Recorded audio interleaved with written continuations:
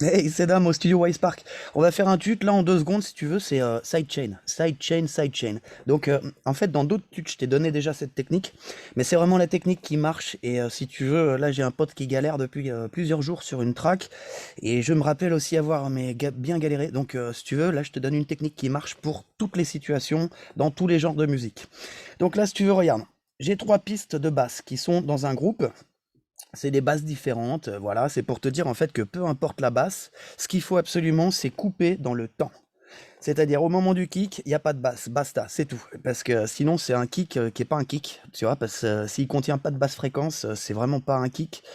Donc il faut un sidechain en fait. Un point c'est tout, si tu fais pas de sidechain, tu auras un tout petit kick. Et regarde, là je vais te mettre le kick en solo, écoute.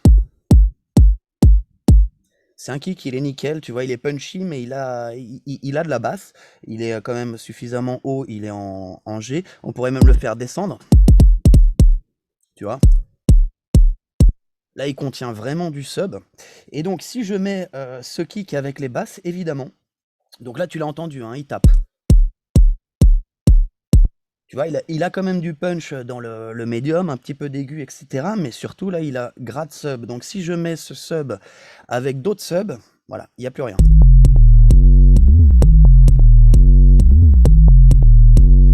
En plus, tu vois que là, j'ai les volumes à toc, tu vois. Donc, imaginons, là, on est vraiment dans. Je viens de faire le truc, tu vois. Donc, regarde le limiteur.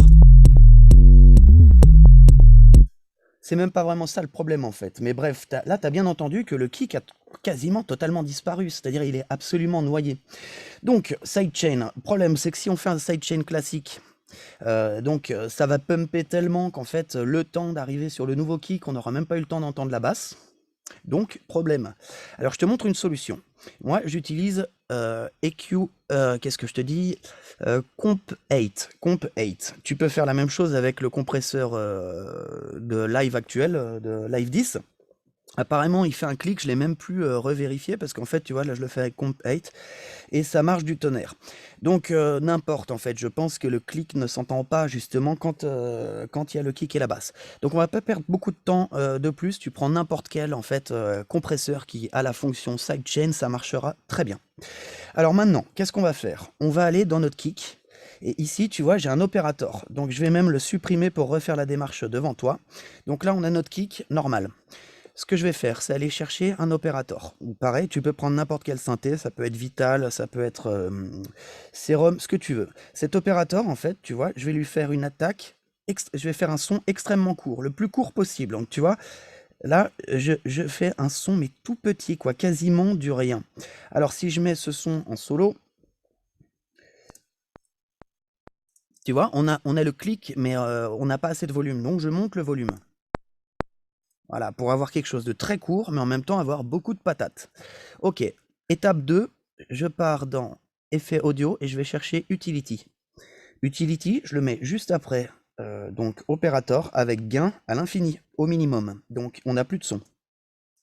On n'a plus de son. Super. Ici, j'enlève le solo. Donc on a un kick qui tape et un autre opérateur qui joue la même note que je pose. Et c'est ça l'avantage, c'est d'avoir qu'une seule piste. Par contre, j'ai 2 instruments dans cette piste. Un qui sert au sidechain, qu'on peut renommer sidechain.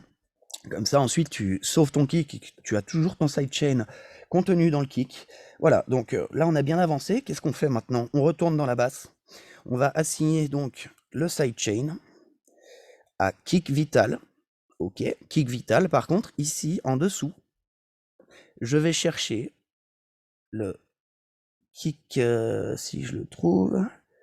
Voilà, kick vital techno SC.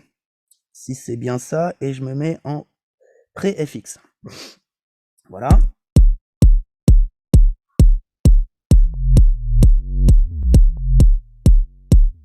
Donc maintenant, ça pump. Alors, l'avantage de cette méthode, c'est que tu vois, d'avoir fait un son hyper court, eh bien, ça me permet de réduire le release et d'avoir un maximum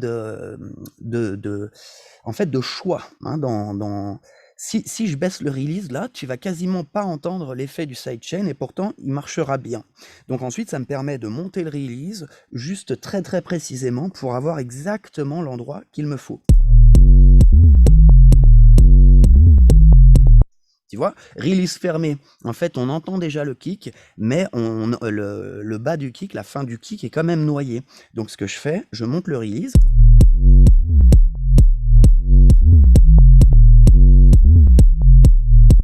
Pour avoir le pump souhaité. Ça peut être un pump très court si j'ai envie d'un track ou si tu veux, on ne sent pas le sidechain, mais j'ai envie qu'on sente le kick. Donc dans ce cas-là, je mettrai un release très court comme ceci.